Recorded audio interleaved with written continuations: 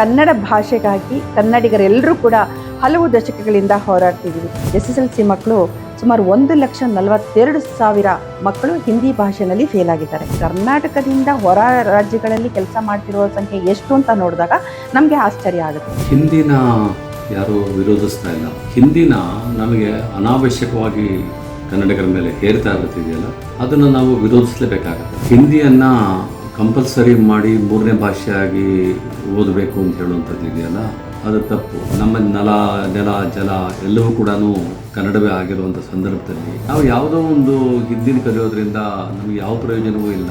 ಇಲ್ಲಿ ಮನೆ ಮಠ ಮಾಡಿಕೊಂಡು ಎಲ್ಲ ಬೆನಿಫಿಟ್ಸ್ನ ಪಡ್ಕೊಳ್ತಾ ಇರುವಂಥವ್ರು ಕಡ್ಡಾಯವಾಗಿ ಕನ್ನಡವನ್ನು ಕಲಿಯಲೇಬೇಕು. ಕನ್ನಡ ಹೋರಾಟಗಳ ವಿಷಯಕ್ಕೆ ಬಂದರೆ ಈಗ ಬಹಳ ಸಂಕ್ರಮಣ ಕಾಲ ಅಂತಲೇ ಹೇಳ್ಬೋದು. ಕರ್ನಾಟಕಕ್ಕೆ, ಕನ್ನಡ ನಾಡು ನುಡಿಗೆ, ಒಟ್ಟಾರೆ ನಮ್ಮ ರಾಜ್ಯದ ಸಾರ್ವಭೌಮತೆಯ ಮೇಲೆ ಕೂಡ ಆಕ್ರಮಣ ನಡೀತಾ ಇದೆ ಬೇರೆ ಬೇರೆ ಸ್ತರಗಳಲ್ಲಿ. ಒಂದು ರಾಷ್ಟ್ರ ಭಾಷೆ ಯಾವುದೂ ಇಲ್ಲ, ಎಲ್ಲವೂ ರಾಷ್ಟ್ರ ಭಾಷೆಗಳೇ. ಅವರು ಯಾವ ಕಾರಣಗಳಿಗಾಗಿ ನಮ್ಮ ಭಾಷೆಯನ್ನು ಕಲಿತಾ ಇಲ್ಲ, ಅವರು ಅದೇ ಕಾರಣಗಳಿಗಾಗಿ ಆ ಭಾಷೆಯನ್ನು ನಾವು ಕಲಿಯೋ ಅಗತ್ಯ ಇಲ್ಲ. ಉತ್ತರ ಭಾರತದ ರಾಜ್ಯಗಳವರು ಇಂಗ್ಲೀಷ್ ಯಾಕೆ ಕಲಿತಾ ಇದ್ದಾರೆ, ಅದೇ ಕಾರಣಕ್ಕೆ ನಾವು ಕಲಿತಾ ಇದ್ದೀವಿ. ಹಾಯ್, ಎಲ್ರಿಗೂ ನಮಸ್ಕಾರ. ನನ್ನ ಹೆಸರು ಪದ್ಮಾ ಶಿವಮೊಗ್ಗ ಅಂತ. ನಾನು ಪತ್ರಕರ್ತೆ. ಸುಮಾರು 2 ದಶಕಗಳಿಗೂ ಹೆಚ್ಚು ಕಾಲ ನಾನು ಪತ್ರಿಕೋದ್ಯಮ ಕ್ಷೇತ್ರದಲ್ಲಿ ವಿವಿಧ ವಿಭಾಗಗಳಲ್ಲಿ ಕೆಲಸ ಮಾಡ್ತಾ ಬಂದಿದ್ದೀನಿ. ಈ ಕ್ಷೇತ್ರದಲ್ಲಿ ಇರುವಾಗೆಲ್ಲ ನನಗನ್ನಿಸ್ತಾ ಇದ್ದಿದ್ದು, ನಾನು ಏನೇನೋ ಮಾಡಬೇಕು ಅಂತ ಅನ್ಕೊಂಡು ಬಂದೆ. ಆದರೆ ಈ ಕ್ಷೇತ್ರದಲ್ಲಿ ನಾನು ಅನ್ಕೊಂಡಿದ್ದೆಲ್ಲ ಮಾಡೋದ್ನ ಅಂತ ನೋಡಿದಾಗ ಸ್ವಲ್ಪ ನಿರಾಶೆ ಆಗಿದ್ದಂತೂ ನಿಜ. ಹಾಗಾಗಿ ನನಗೆ ನನ್ನದೇ ಆದಂಥ ಒಂದು ಸ್ವಾತಂತ್ರ್ಯದಿಂದ ನಾನು ಏನನ್ನಾದರೂ ಹೇಳ್ಬೋದು ಅನ್ನೋದಾದರೆ ಅದು ಯೂಟ್ಯೂಬ್ ಚಾನಲ್ ಮೂಲಕ ಅಂತ ನನಗನ್ನಿಸ್ದಾಗ ಹೊಳೆದಿದ್ದೆ voice of Padma YouTube channel.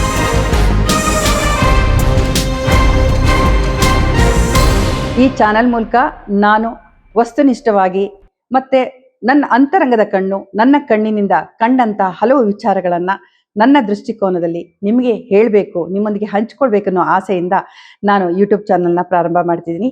ಇದುವರೆಗೆ ನೀವೆಲ್ಲರೂ ನನಗೆ ತುಂಬ ಪ್ರೋತ್ಸಾಹ ನೀಡ್ತಾ ಬಂದಿದ್ದೀರಾ. ಮುಂದೆ ಕೂಡ ಹೀಗೆ ನನ್ನನ್ನು ಪ್ರೋತ್ಸಾಹಿಸಿ ಬೆಂಬಲಿಸ್ತೀರಾ ಅನ್ನೋ ಭರವಸೆಯೊಂದಿಗೆ ಈ ಚಾನಲ್ನ ನಾನು ಶುರು ಮಾಡ್ತಾ ಇದ್ದೀನಿ. ನಾನು ಹೇಳ್ಬೇಕು ಅಂದ್ಕೊಂಡಿರೋ ಹಲವು ವಿಚಾರಗಳಿದೆ. ಅದರಲ್ಲಿ ಮೊಟ್ಟ ಮೊದಲು ನಾನು ಆಯ್ಕೆ ಮಾಡಿಕೊಂಡಿದ್ದು ನನ್ನ ಮಾತೃಭಾಷೆ ಕನ್ನಡ. ಕನ್ನಡ ಭಾಷೆಯ ಬಗ್ಗೆ ನಾನು ಈ ಕಾರ್ಯಕ್ರಮದ ಮೂಲಕ ಈ ಚಾನಲ್ನ ಶುರು ಮಾಡಬೇಕು ಅಂತ ಆಸೆ ಪಡ್ತಾ ಇದ್ದೀನಿ. ನನಗೆ ತುಂಬ ಹೆಮ್ಮೆ ಅನ್ನಿಸ್ತಾ ಇದೆ. ಯಾಕೆ ಅಂತಂದರೆ ಕನ್ನಡ ನನ್ನ ತಾಯ್ನುಡಿ. ನಾನು ಮಾತು ಕಲಿಯೋದಕ್ಕೆ ಮುಂಚೆ ನನ್ನ ಕಿವಿಗೆ ಬಿದ್ದ ಭಾಷೆ ಕನ್ನಡ ಅಂತ ಕನ್ನಡದಿಂದ ನನ್ನ ಭಾವನೆಗಳನ್ನು ಹೇಳ್ಕೊಳಕ್ಕೆ ಸಾಧ್ಯ ಆಯಿತು. ಈ ಕನ್ನಡ ನನಗೆಲ್ಲವನ್ನ ಕೊಡುತ್ತು. ಹಾಗೆ ಈ ನೆಲದ ಜೊತೆಯಲ್ಲಿ ನನಗಿರುವಂಥ ಬಾಂಧವ್ಯ ಹಾಗೆ ಈ ಭಾಷೆ ಜೊತೆನೂ ಇದೆ ಅಂತಲೇ ಹೇಳ್ಬೋದು. ಈ ಕನ್ನಡ ಭಾಷೆಗಾಗಿ ಕನ್ನಡಿಗರೆಲ್ಲರೂ ಕೂಡ ಹಲವು ದಶಕಗಳಿಂದ ಹೋರಾಡ್ತಿದ್ದೀವಿ. ಕನ್ನಡ ಭಾಷೆನ ಉಳಿಸ್ಕೊಳ್ಳೋದಕ್ಕೆ ಮತ್ತೆ ಬೇರೆ ಭಾಷೆಯಿಂದ ಕನ್ನಡ ಭಾಷೆಗೆ ಶೋಷಣೆ ಆಗದೆ ಇರೋ ಹಾಗೆ ನೋಡೋದಕ್ಕೆ ಪ್ರಯತ್ನ ಪಡ್ತಾ ಇದ್ದೀವಿ. ಒಂದು ಸ್ವಲ್ಪ ಹಿಂದಕ್ಕೆ ಅಂದರೆ ಒಂದು ಇತಿಹಾಸವನ್ನ ನೋಡೋದಾದ್ರೆ, ಈ ಹಿಂದಿ ವಿರೋಧಿ ಆಂದೋಲನ ಯಾವಾಗಿಂದ ಶುರುವಾಯಿತು? ಇದು ನಿನ್ನೆ ಮೊನ್ನೆಯದಲ್ಲ. ಸ್ವಾತಂತ್ರ್ಯ ಪೂರ್ವದಲ್ಲೇ ಈ ಚಳುವಳಿ ತೀವ್ರದ ರೂಪವನ್ನ ಪಡ್ಕೊಂಡಿತ್ತು.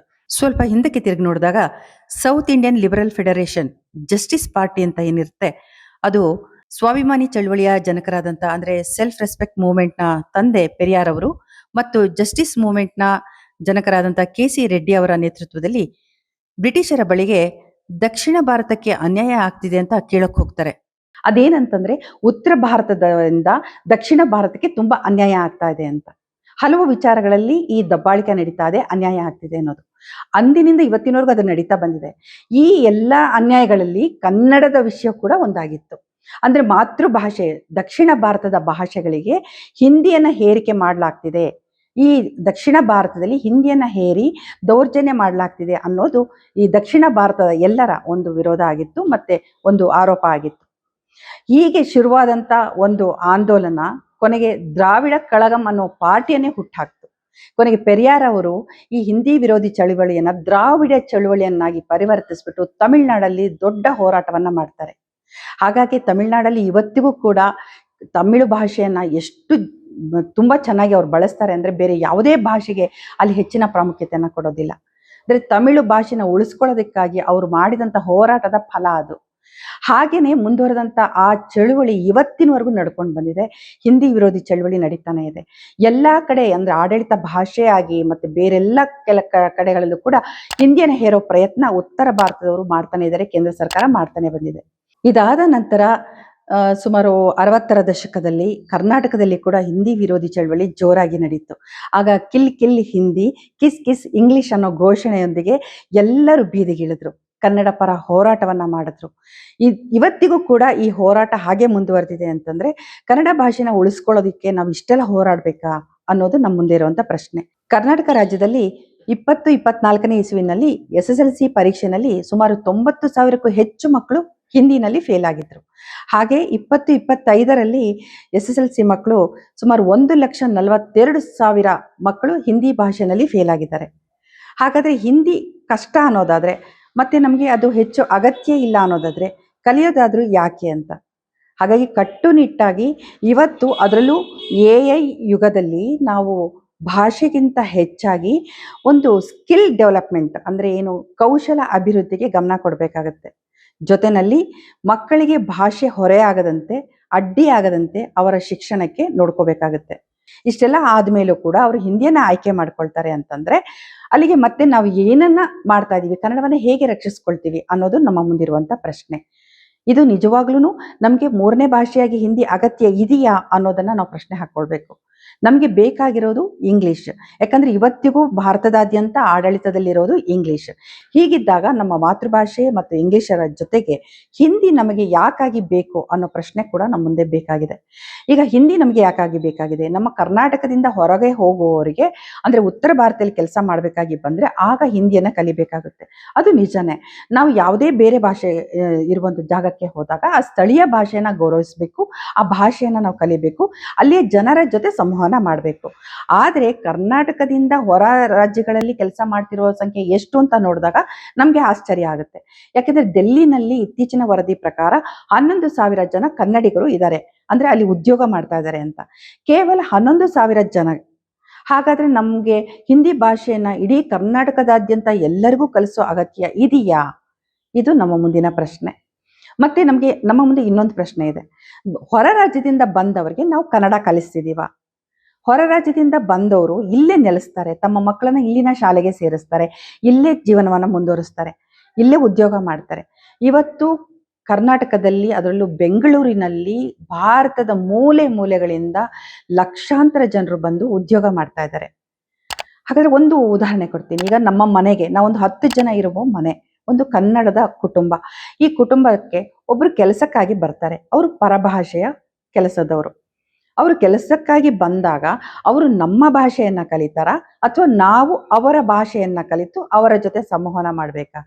ಅದೇ ರೀತಿ ಈಗ ಹೊರ ರಾಜ್ಯದಿಂದ ಬಂದವರು ಇಲ್ಲಿ ನೆಲೆಸಿದಾಗ ಅವರಿಗೆ ಕಡ್ಡಾಯ ಕನ್ನಡ ಕಲಿಲೇಬೇಕು ಅನ್ನುವಂತ ಒಂದು ನಿಯಮ ಜಾರಿಗೆ ಬರುವ ಅಗತ್ಯ ತುಂಬಾ ಇದೆ. ಕರ್ನಾಟಕ ರಾಜ್ಯದಲ್ಲಿ ಜನಪ್ರಿಯರಾಗಿರುವಂತಹ ಮತ್ತು ಹಿಂದುಳಿದ ವರ್ಗಗಳ ಆಯೋಗದ ಮಾಜಿ ಅಧ್ಯಕ್ಷರು ಆಗಿರುವಂತಹ ಡಾಕ್ಟರ್ CS ದ್ವಾರಕಾನಾಥ್ ಅವರು ಈ ಬಗ್ಗೆ ಏನ್ ಹೇಳ್ತಾರೆ ಅಂತ ಕೇಳೋಣ. ಹಿಂದಿನ ಯಾರೂ ವಿರೋಧಿಸ್ತಾ ಇಲ್ಲ. ಹಿಂದಿನ ನಮಗೆ ಅನಾವಶ್ಯಕವಾಗಿ ಕನ್ನಡಿಗರ ಮೇಲೆ ಹೇರ್ತಾ ಇರುತ್ತಿದೆಯಲ್ಲ, ಅದನ್ನು ನಾವು ವಿರೋಧಿಸಲೇಬೇಕಾಗತ್ತೆ. ಯಾಕಂತಂದರೆ ಹಿಂದಿನ ಮೊದಲಿಂದಲೂ ಕೂಡ ಅವರು ಒಂದು ರಾಷ್ಟ್ರ ಭಾಷೆಯಾಗಿ ನಮ್ಮ ಮೇಲೆ ಹೇರ್ತಲೇ ಹೋದರು. ಅದು ಆ್ಯಕ್ಚುಲಿ ಸಂವಿಧಾನದ 22ನೇ ಶೆಡ್ಯೂಲ್ ಪ್ರಕಾರ ರಾಷ್ಟ್ರ ಭಾಷೆಗಳು ಅಂತಂದರೆ ಆಯಾ ರಾಜ್ಯಕ್ಕೆ ಬೇಕಾದ ಭಾಷೆಗಳು ಅಂತೇಳಿ ಮಾಡಿದ್ದಾರೆ. ಶೆಡ್ಯೂಲ್ಡ್ ಲ್ಯಾಂಗ್ವೇಜಸ್ ಅಂತ ಹೇಳ್ಬಿಟ್ಟು ಆ ಲ್ಯಾಂಗ್ವೇಜಸ್ ಪ್ರಕಾರ ಹಿಂದಿನೂ ಇದೆ, ಅಲ್ಲಿ ಕನ್ನಡನೂ ಇದೆ. ನಮ್ಮ ಕನ್ನಡಿಗರಿಗೆ ಕನ್ನಡ ಸಾಕು. ನಮಗೆ ಸಂಪರ್ಕ ಭಾಷೆಯಾಗಿ ಇಂಗ್ಲೀಷ್ ಇದೆ, ಇಂಗ್ಲೀಷ್ ಸಾಕು.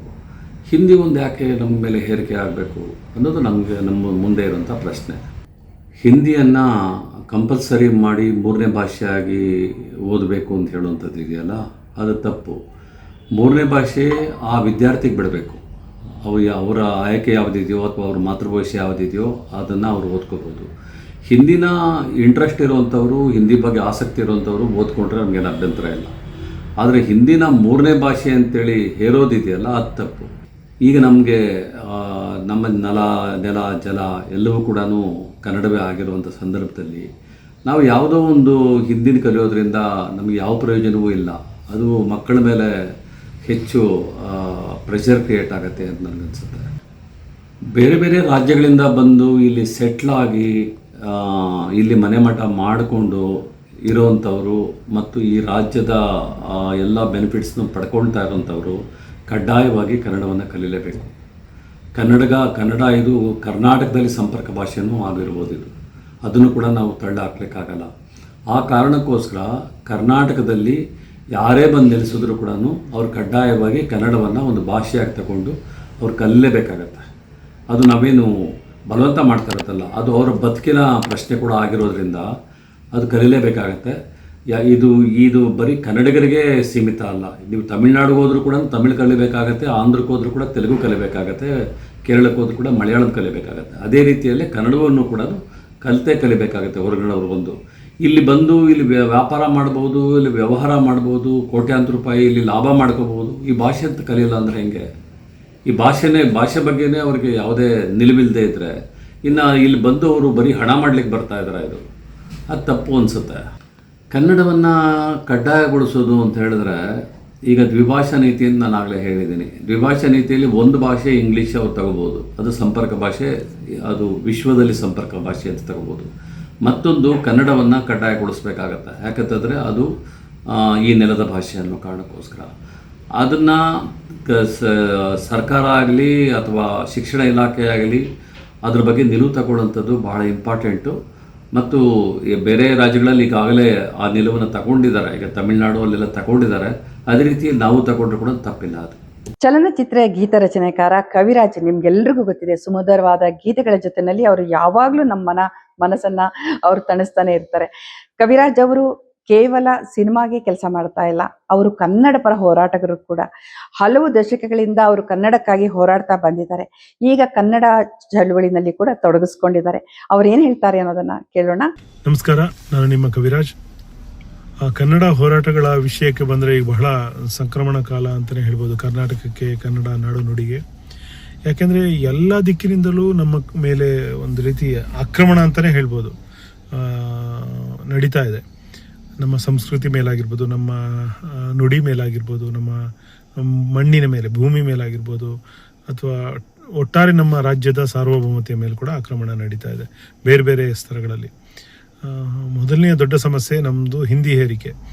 ನಮ್ಮ ಇಡೀ ಭಾರತದ ತಳಪಾಯವೇ ಭಾಷಾವಾರು ರಾಜ್ಯಗಳ ರಚನೆಯಾಗಿದ್ದು, ಕರ್ನಾಟಕ ಅನ್ನೋದು ಕನ್ನಡ ಮಾತಾಡುವ ಜನರ ಪ್ರದೇಶ ಅಂತಲೇ ನಮ್ಮ ಇಡೀ ದೇಶ. ಹಾಗೆ ತೆಲುಗು ಮಾತಾಡೋರಿಗೆ ಒಂದು ಪ್ರದೇಶ, ತಮಿಳ್ ಮಾತಾಡೋರಿಗೆ ಒಂದು ರಾಜ್ಯ, ಹೀಗೆ ಆಗಿದ್ದು.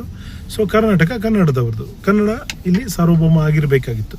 ಆದರೆ ಉತ್ತರದ ಹಿತಾಸಕ್ತಿಯ ರಾಜಕಾರಣಿಗಳು ಕಾಲದಿಂದಲೂ, ಸ್ವಾತಂತ್ರ್ಯ ಬಂದಾಗಿದ್ದಲೂ ಹಿಂದಿಯನ್ನು ಇಡೀ ದೇಶದ ರಾಷ್ಟ್ರ ಭಾಷೆ ಮಾಡಬೇಕು, ಒಂದೇ ಭಾಷೆ ಮಾಡಬೇಕು ಅನ್ನೋ ಒಂದು ಹುನ್ನಾರನ್ನು ನಡೆಸ್ಕೊಂಡೇ ಬಂದಿದ್ದಾರೆ. ಕಾಲಕ್ಕೆ ಅದಕ್ಕೆ ವಿರೋಧ ಕೂಡ ವ್ಯಕ್ತವಾಗ್ತಾ ಬಂದಿದೆ. ಆದರೆ ಇತ್ತೀಚಿನ ದಿನಗಳಲ್ಲಿ ಅದನ್ನು ಬಹಳ ವ್ಯವಸ್ಥಿತವಾಗಿ ಇನ್ನೂ ಗಟ್ಟಿಯಾಗಿ ಮಾಡೇ ತೀರಬೇಕು ಅನ್ನೋ ಹಂತದಲ್ಲಿ ಆ ಜನಗಳು, ಉತ್ತರ ಭಾರತದ ಹಿತಾಸಕ್ತಿಗಳು ಮುನ್ನುಗ್ತಿದ್ದಾರೆ. ಈಗ ಮೊದಲು ಒಂದು ಸುಳ್ಳು ಹೇಳಿಕೊಟ್ರು ನಮಗೆ, ಹಿಂದಿ ರಾಷ್ಟ್ರ ಭಾಷೆ ಅನ್ನೋದು. ಅದು ಸುಳ್ಳು. ನಮ್ಮ ಸಂವಿಧಾನ ಪ್ರಕಾರ ನಮ್ಮ ದೇಶಕ್ಕೆ ಒಂದು ರಾಷ್ಟ್ರ ಭಾಷೆ ಯಾವುದೂ ಇಲ್ಲ, ಎಲ್ಲವೂ ರಾಷ್ಟ್ರ ಭಾಷೆಗಳೇ. ಆಮೇಲೆ ಈಗ ಹಿಂದಿಯನ್ನು ಕಲಿತರೆ ನಮ್ಮ ಮಕ್ಕಳಿಗೆ ಉತ್ತರದಲ್ಲಿ ಉದ್ಯೋಗ ದೊರೆಯುತ್ತೆ ಅನ್ನೋ ಆಶ್ವಾಸನೆ ಕೊಟ್ಟು ನಮಗೆ 1ನೇ ಕ್ಲಾಸಿಂದ ಹಿಂದಿ ಕಲಿಸ್ಕೊಂಡು ಬಂದರು. ಆದರೆ ಅದ್ರ ಉಪಯೋಗ ಆಗಿದ್ದು ಯಾರಿಗೆ ಅಂದರೆ ನಮಗೆ ಎಲ್ಲೂ ಉತ್ತರದಲ್ಲಿ ಕೆಲಸ ಸಿಕ್ಕಿಲ್ಲ. ಬಹಳ ನೆಗ್ಲಿಜಿಬಲ್ ಇದ್ರಲ್ಲಿ ಅದು ಪ್ರಮಾಣ, ಅದು ಸಿಕ್ಕಿದ್ರು ಕೂಡ. ಆದರೆ ಅಲ್ಲಿಂದ ಕೆಲಸಕ್ಕೆ ಇಲ್ಲಿಗೆ ಬರುವಂಥ, ಅನ್ನ ಹುಡ್ಕೊಂಡು ಬರುವಂತಹ ಎಲ್ಲರಿಗೂ ಬಹಳ ಉಪಯೋಗ ಆಯಿತು. ಯಾಕಂದರೆ ಅದಕ್ಕಾಗಿ ಕಲಿಸಿದ್ದು ನಮಗೆ. ಅವರು ಇಲ್ಲಿಗೆ ಕೆಲಸಕ್ಕೆ ಬಂದಾಗ ಅವರಿಗೆ ತೊಂದರೆ ಆಗಬಾರ್ದು ಅಂತ ಅವರ ಭಾಷೆಯನ್ನು ನಮಗೆ ಬಾಲ್ಯದಿಂದಲೇ ಪಠ್ಯದಲ್ಲೇ ಸೇರಿಸಿ ಕಲಿಸ್ತಾ ಬಂದಿದ್ದಾರೆ. ಅದರಿಂದ ಏನಾಗಿದೆ ಅಂದರೆ ನಮ್ಮ ಮಕ್ಕಳಿಗೆ ಒಂದು ಭಾಷೆಯನ್ನು ಎಕ್ಸ್ಟ್ರಾ ಬರಿಬೇಕಾದ ಕಾರಣದಿಂದಾಗಿ ಬೇರೆ ವಿಷಯಗಳ ಮೇಲೆ, ಜೀವನಾವಶ್ಯಕ ವಿಷಯಗಳು, ವಿಜ್ಞಾನ, ಗಣಿತ, ಅವುಗಳ ಮೇಲೆಲ್ಲ ಗಮನ ಕಡಿಮೆಯಾಗಿ ಅದರಲ್ಲಿ ಮಾರ್ಕ್ಸ್ ಕಡಿಮೆ ಬರುತ್ತೆ. ಒಟ್ಟಾರೆ ನಮ್ಮ ಮಕ್ಕಳ ಶೈಕ್ಷಣಿಕ ಪ್ರಗತಿಗೆ ಇಲ್ಲಿ ಹಿನ್ನಡೆ ಉಂಟಾಗಿದೆ ಈ ಕಾರಣದಿಂದ. ಹಿಂದಿ ಹೇರಿಕೆ ನಾವು ಕಾಲಕ್ಕೆ ವಿರೋಧಿಸ್ಕೊಂಡು ಬಂದಿದ್ದೀವಿ. ಈಗಲೂ ಕೂಡ ಒಂದು ದೊಡ್ಡ ಹೋರಾಟವನ್ನು ಕನ್ನಡ ಪರ ಎಲ್ಲ ಸಂಘಟನೆಗಳು ಸೇರಿ ಮಾಡಿ ಅದಕ್ಕೆ ರಾಜ್ಯ ಸರ್ಕಾರ ಸಹ ನಮ್ಮ ಶಿಕ್ಷಣ ಮಂತ್ರಿಗಳಾದ ಮಧು ಬಂಗಾರಪ್ಪರು ಅದನ್ನು ಪುರಸ್ಕರಿಸಿ SSLC ಪರೀಕ್ಷೆಯಲ್ಲಿ ಹಿಂದಿಗೆ ಗ್ರೇಡಿಂಗ್ ಕೊಡುವಂಥ ನಿರ್ಧಾರ ತಗೊಂಡ್ರು. ಅಂದರೆ ಮಾರ್ಕ್ ಇಲ್ಲ, ಗ್ರೇಡಿಂಗ್ ಅಂತ. ಭಾಳ ಒಳ್ಳೆಯ ನಿರ್ಧಾರವಾಗಿತ್ತದು. ಅದಕ್ಕೂ ಕೂಡ ನಮ್ಮವರೇ ರಾಜಕಾರಣಿಗಳು, ನಮ್ಮ ರಾಜ್ಯವನ್ನು ಪ್ರತಿನಿಧಿಸುವ ರಾಜಕಾರಣಿಗಳು ತಮ್ಮ ಪಕ್ಷದ ಒಂದು ಕುತಂತ್ರಕ್ಕೆ ಒಳಗಾಗಿ ಅದನ್ನು ಕನ್ನಡಿಗರಿಗೆ ವಿರೋಧವಾಗಿ ಮಾತಾಡ್ತಾರೆ, ಹಿಂದಿ ಪರವಾಗಿ ಮಾತಾಡ್ತಾರೆ ಅನ್ನೋದು ಬಹಳ ವಿಷಾದನೀಯ ಸಂಗತಿ. ಇದೆಲ್ಲದರ ಜೊತೆನಲ್ಲಿ ಕನ್ನಡ ಭಾಷೆಯ ಉಳಿವಿಗಾಗಿ ಕರ್ನಾಟಕದ ಸಂಚಾಲಕರಲ್ಲಿ ಒಬ್ಬರಾದಂತ ಪಾರ್ವತೀಶ್ ಬಿಳಿದಾಳೆ ಅವರು ಏನ್ ಹೇಳ್ತಾರೆ ಅಂತ ಕೇಳೋಣ ಬನ್ನಿ. ಉತ್ತರ ಭಾರತದಲ್ಲಿ ಹಿಂದಿ ಆಡಳಿತ ಭಾಷೆ ಹೊಂದಿರುವಂಥ ರಾಜ್ಯಗಳಲ್ಲಿ ಅವರು ಯಾರೂ ಸಹ ದಕ್ಷಿಣ ಭಾರತದ ಯಾವ ಭಾಷೆಯನ್ನು ಕಲಿತಾ ಇಲ್ಲ. ಅಷ್ಟು ಮಾತ್ರ ಅಲ್ಲ, ಉತ್ತರ ಭಾರತದ ಇನ್ನಿತರ ಭಾಷೆಯನ್ನು ಅವರು ಕಲಿತಾ ಇಲ್ಲ. ಅವರು ಯಾವ ಕಾರಣಗಳಿಗಾಗಿ ನಮ್ಮ ಭಾಷೆಯನ್ನು ಕಲಿತಾ ಇಲ್ಲ, ಅವರು ಅದೇ ಕಾರಣಗಳಿಗಾಗಿ ಆ ಭಾಷೆಯನ್ನು ನಾವು ಕಲಿಯೋ ಅಗತ್ಯ ಇಲ್ಲ. ಇನ್ನು ಕೆಲವರು ಮಾತಾಡ್ತಾ ಇದ್ದಾರೆ, ಹಾಗಾದರೆ ನೀವು ಇಂಗ್ಲೀಷು ಪರಕೀಯ ಭಾಷೆ ಅದನ್ನು ಯಾಕೆ ಕಲಿತಾ ಇದ್ದೀರಾ ಅಂತ. ಅಂದರೆ ಉತ್ತರ ಭಾರತದ ರಾಜ್ಯಗಳವರು ಇಂಗ್ಲೀಷ್ ಯಾಕೆ ಕಲಿತಾ ಇದ್ದಾರೆ, ಅದೇ ಕಾರಣಕ್ಕೆ ನಾವು ಕಲಿತಾ ಇದ್ದೀವಿ. ಇಂಗ್ಲೀಷ್ ಅನ್ನೋದು ಬ್ರಿಟಿಷರ ಆಳ್ವಿಕೆಯ ಕಾರಣದಿಂದ ಸುಮಾರು ಒಂದು 3-4 ಶತಮಾನಗಳಿಂದ ಒಂದು ಇಕೋಸಿಸ್ಟಮನ್ನು ನಿರ್ಮಾಣ ಮಾಡಿದೆ. ಇದು ಉನ್ನತ ಶಿಕ್ಷಣ ಇರ್ಬೋದು, ಆಡಳಿತ ಇರ್ಬೋದು, ಪರಸ್ಪರ ಸಂಪರ್ಕಕ್ಕೆ ಇರಬಹುದು. ಇಂಗ್ಲೀಷು ನಮಗೆ ನೆರವಾಗಿ ಒಂದು ಜ್ಞಾನದ ಬಾಗಿಲಾಗಿ ಸಹ ಮತ್ತು ಸಂಪರ್ಕ ಭಾಷೆಯಾಗಿ ನಮಗೆ ಅದು ಸರಾಗವಾಗಿ ಅದು ನಮಗೆ ಬಳಕೆ ಆಗ್ತಾ ಇದೆ. ನಮಗೆ ಹಿಂದಿ ವಿರೋಧಿ ಚಳವಳಿ ಎತ್ತ ಸಾಗಿದೆ, ಕನ್ನಡ ಪರ ಹೋರಾಟ ಯಾವ ಯಶಸ್ಸಿನತ್ತ ಹೆಜ್ಜೆ ಹಾಕತ್ತೆ ಅನ್ನೋದನ್ನ ಕಾದು ನೋಡೋಣ. ಮುಂದಿನ ಬೆಳವಣಿಗೆಗಳು ಏನಾಗುತ್ತೋ ಅದನ್ನ ನಾನು ವಿಡಿಯೋ ಮೂಲಕ ನಿರಂತರವಾಗಿ ನಿಮಗೆ ನೀಡ್ತಾ ಇರ್ತೀನಿ. ಈ ವಿಡಿಯೋವನ್ನ ನೋಡಿದ ಮೇಲೆ ನಿಮ್ಗೆ ಏನ್ ಅನಿಸ್ತು ಅನ್ನೋದನ್ನ ನನಗೆ ಅಭಿಪ್ರಾಯವನ್ನ ಕಾಮೆಂಟ್ ಮೂಲಕ ತಿಳಿಸಿ. ಹಾಗೆ ಯೂಟ್ಯೂಬ್ ಚಾನಲ್ನ ಮುಂದುವರಿಸೋದಕ್ಕೆ ನಿಮ್ಮ ಸಹಕಾರ ನನಗೆ ತುಂಬಾ ಬೇಕಿದೆ.